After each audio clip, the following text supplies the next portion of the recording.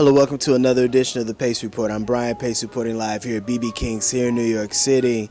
Tonight, blessing the band stage is soul vocalist Maysa Leak, and for over 20 years, she's been known as the co-lead vocalist of the group Incognito, but she's also had a very interesting and successful solo career as well. In fact, her latest album, Emotions of Love, features the legendary Dwele as well as Stevie Wonder. Tonight we're going to sit down and talk about this latest project. Also, she has a live album which she produced personally and she sells at her live shows across the country. We talked about her origins growing up in Baltimore, Maryland, as well as some of her musical influences and how she was exposed to jazz music at an early age. So sit back, relax, and enjoy the sounds of Miss Maysa Leak live at BB King's here in New York City. I know how to do is share my heart, even when the world tries to tear me apart. It's at the very core of who I am. I am a messenger of love. Come on, let me take you there, to a place where you'll find peace of mind. Come on, let me take you there. Oh yeah, 'cause a friend in me forever you will find. Come on, boy, with me, get with me, baby. I'll take you to the place where you belong. Let me take you there. Come on, boy, with me, get with me, baby. Take my hand, shall we? There will be times when you can see the light, when your faith gets lost in the dark of night. Hold on to me and I will be your side. I am a messenger of love. Come on, let me take you there. Oh yeah, to a place where you'll find peace of mind. Let me show you love, baby. Oh yeah. Come on, boy, with me, get with me, baby. A place where you belong. Let me take you there. Come on, boy, get with me, baby. Shall we? Let me take you there, boy. Come on, boy, get with me, baby. A place where you belong. Let me take you there. Come on, boy, get with me, baby. Shall we? Motions of Love. This is a fantastic CD. In fact, you've got some killer heavyweights on this album. You've got the legendary Stevie Wonder and you got Dwele on here. Oh, I do. It was awesome. What a great experience making that record. Tell me about the process of the whole Stevie Wonder song, because I understand that it wasn't initially going to be a Maysa song, but it was a Maysa song. Right. Well, what happened was I was going out to California to record a song that my best friend, we have a mutual friend named Kimberly Brewer. She's a singer-songwriter that actually got my audition with Stevie back in the day when I first started with him. And she wrote a song that she was going to put on my new record. And all of a sudden, we went in the studio, and Stevie started playing this new song. He was just practicing and playing, went around on the piano, and he started writing it. He said, "Kim, tape me." So he wanted her to tape him so he wouldn't forget the song. And he just kept going, and he kept going, and kept going, and the song was born, and I watched the whole process. And he just kept going until the song came out of nowhere, and it was beautiful. And I was like, so Kim said, "Stevie, is this a Maysa song or a Stevie song?" He said, it could be a Maysa song. And I was like, I was over the moon. I was grinning so much. And I was like, oh, my God, I can't believe I get to sing a brand new Stevie Wonder song. That's amazing. And also Flower Girl, Dwele, who is a great, great talent within himself. What was it like working with him? Oh, my God, he's so funny. First of all, he's like a comedian. And he's just such a gentle spirit, and he's a nice man. And that's what I like about him. He's just a nice dude, and that's pretty much what it was. And he's, his talent is, speaks for itself. He just put such a vibe on that record, and I'm so glad he did it. And is it safe to say Emotions of Love is a breakup album, or did it? Oh, definitely, 100%. Because at the beginning of the record, I didn't really know what I was going to do with the album. I really wanted to do a dance record and just do something different. But at the week that I was starting to record, me and my boyfriend broke up suddenly out of nowhere.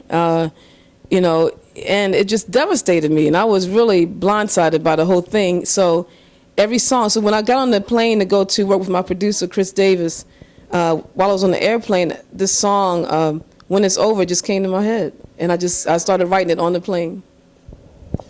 You also have a live CD that you have also. Explain the concept of that and tell me how hard or how easy it is to compile some of the best material of your live shows to put it together. I think this was my first attempt at doing it. My first time producing myself by myself, and there are some things. It's not the perfect record that I want, but I put it out as my first try to establish myself as a producer and as also just doing something for me and my son, so that I needed a residual record, something that people will always buy in the future too, so that I know that in the future my son is going to be taken care of, because as a musician, I don't have the 401k and all that kind of stuff. So this is my 401k, basically. We're grooving, baby. Come dance with me. La la la la la la. We're grooving, baby. Come dance with me. I apologize. I don't wanna fight anymore. We should recognize the special things we have in store. Let's see beyond the darkness, baby, and look into the light. Let's just focus on us tonight. Put your arms around me, baby. Hold me tight and don't let go. Put your arms around me, baby. Come on, baby, hold me close. Look into my eyes, see my love. We're grooving, baby. Come dance with me. La la la la la la. We're grooving, baby. Come dance with me. Come on, dance with me, baby. La la la la. We're grooving, baby. Come dance with me. I apologize. I don't wanna fuss anymore. Let's kiss and make up, 'cause baby, no one's keeping score. Let's see beyond the darkness, baby, and look into the light. Let's just focus on us tonight.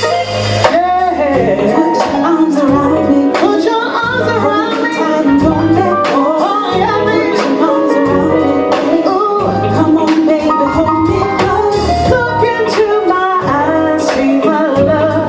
We're grooving, baby. Come dance with me.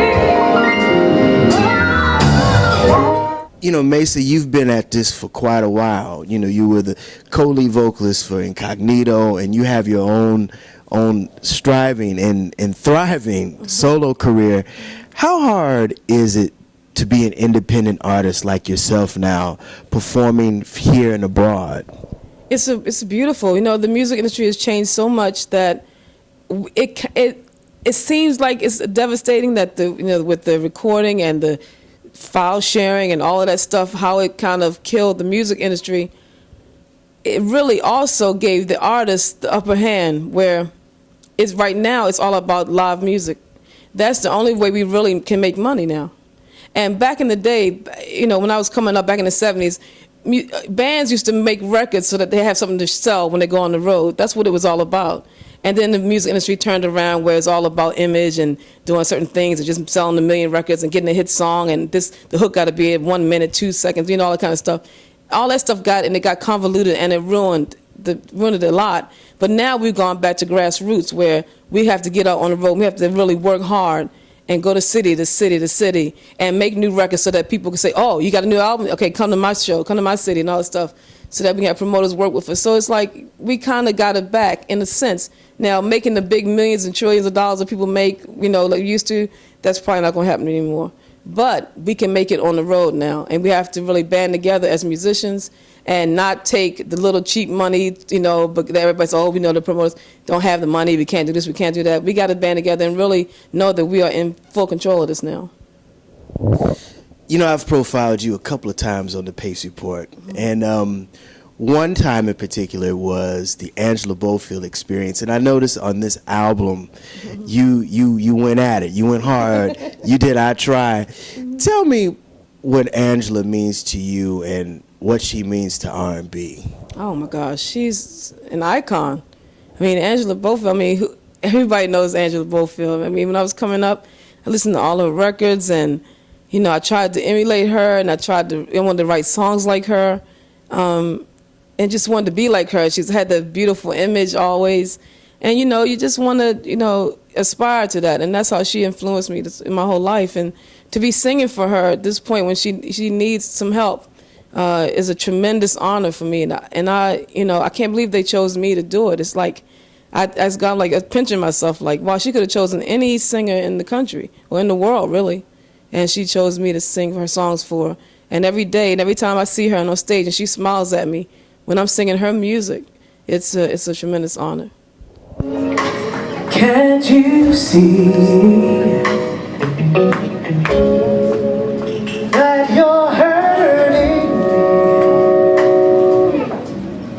And I want this pain to stop.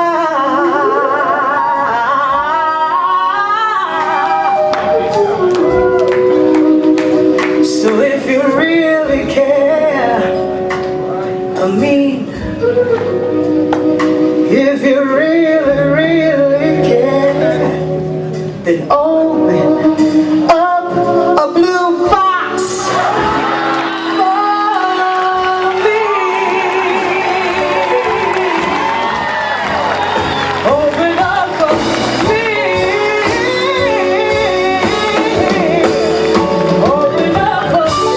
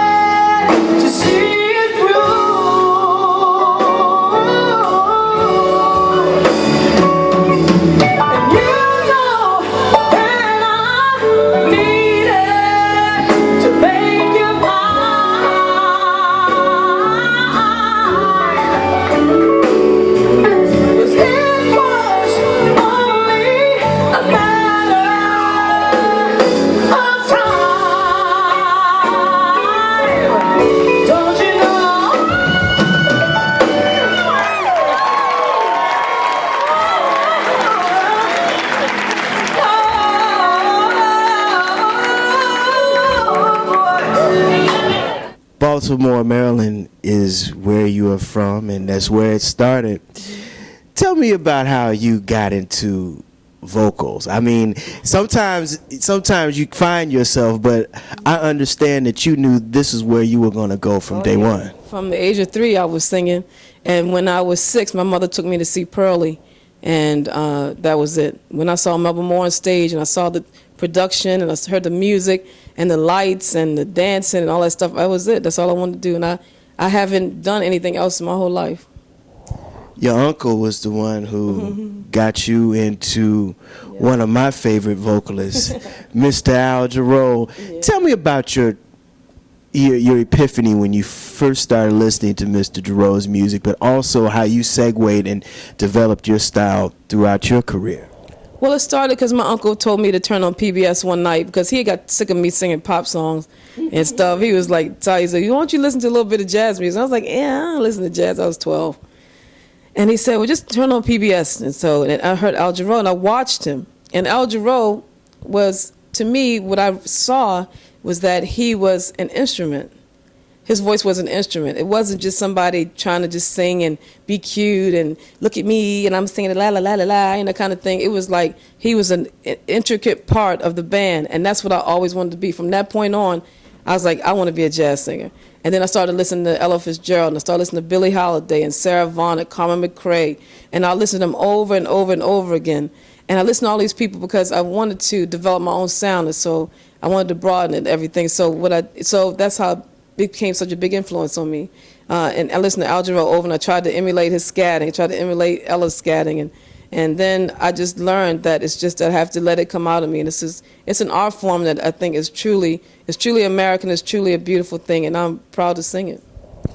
You know, I'm going to go back to Angela Bofield. I mean, she was classically trained. In fact, she studied opera, and you studied opera at Morgan State University. Tell me about what attracted you to opera music, and what is it about opera music that now has to be reappealing to the American masses now? Because classical and opera music is not heard in, you know, the American public. Well, I think that, you know, it needs to be introduced again. It's great discipline. It's great training. I'm glad that I had it. Even though I didn't follow that road, I still use it today. I use it when I record. I use it live to help me through the shows if I need. There's places I can go in my voice that I learned that opera singers do that help me today, to this day. So anybody who's starting out as a singer, I truly believe you should train and be classically trained to help you have a long career. Because on your second solo album, you did go back to your original roots. I sure did record. I wrote this little aria, and I sang it and got the approval of my teacher, so I was really proud of that.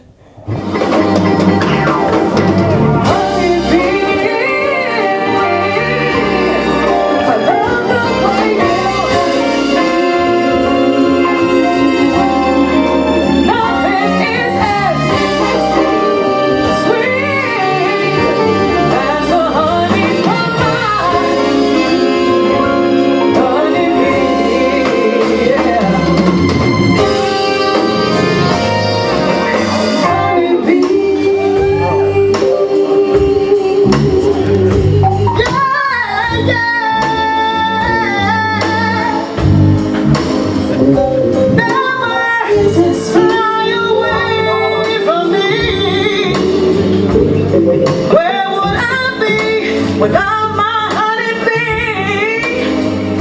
yeah. Where would I be? Where would I be? Without my baby, where would I be without my honeybee? Yeah, I found a love so sweet, oh, so sweet, so sweet. Where are you?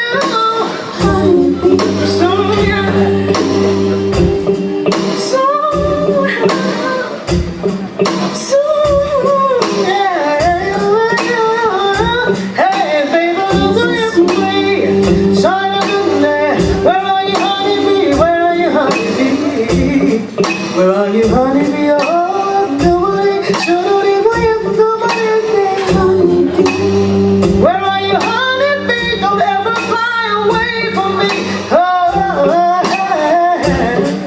where are you, honeybee? Come to me, honeybee.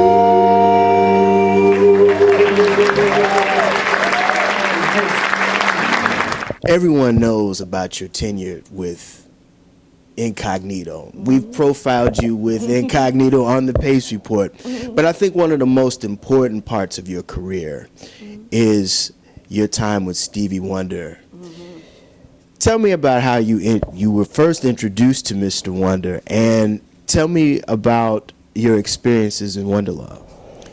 Wow, it was interesting, I have to say. My best friend Kim Brewer was already singing with Stevie while I was at my last year at Morgan State. Stevie came to Baltimore to sing at a Martin Luther King celebration with the Morgan State University Choir, which I was on, and under the direction of Dr. Nathan Carter then.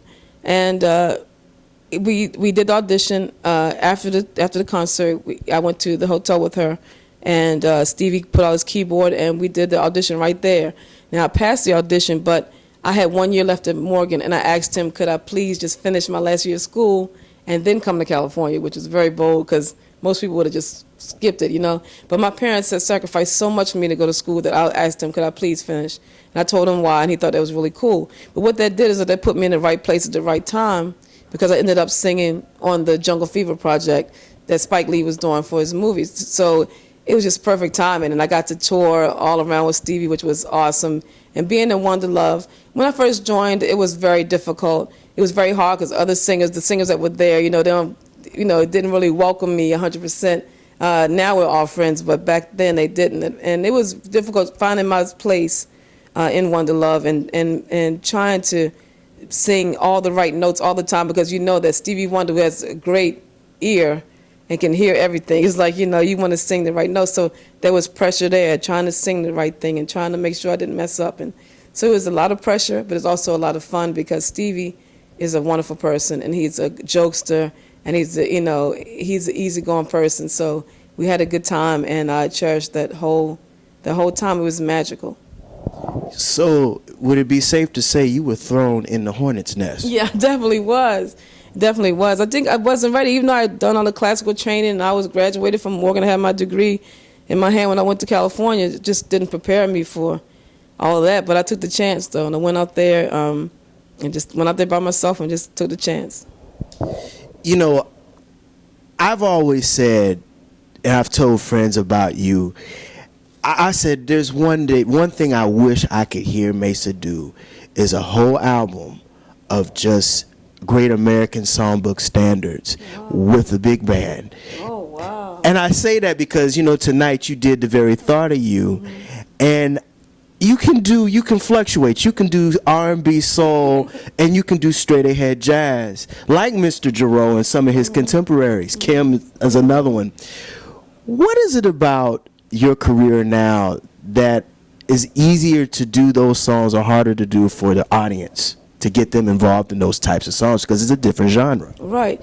I don't know. I think my audience is kind of like, it's such a diverse audience.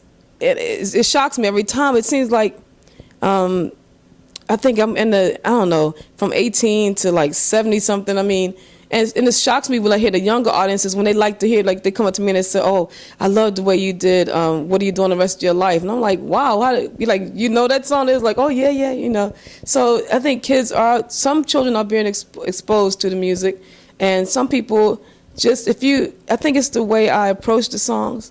Like, I think I try to approach it so that it's not so straight up and stick in the mud kind of vibe, like, you know, not so pure. And I try to approach it from my heart, and I think that appeals to people. The very thought of you, and I forget to do the little ordinary things everyone ought to do. I'm living in a kind of daydream. I'm as happy as a queen, and though it's foolish as it seems to me, that's everything. The mere idea of you, the longing here for you, you'll never know how slow the moments go till I am near to you. I see your face in every flower, and your eyes in the stars above.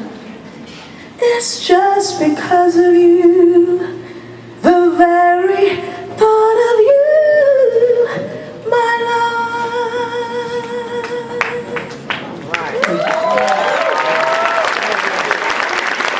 Maysa, what's soul music mean to you? Wow. Soul music is music that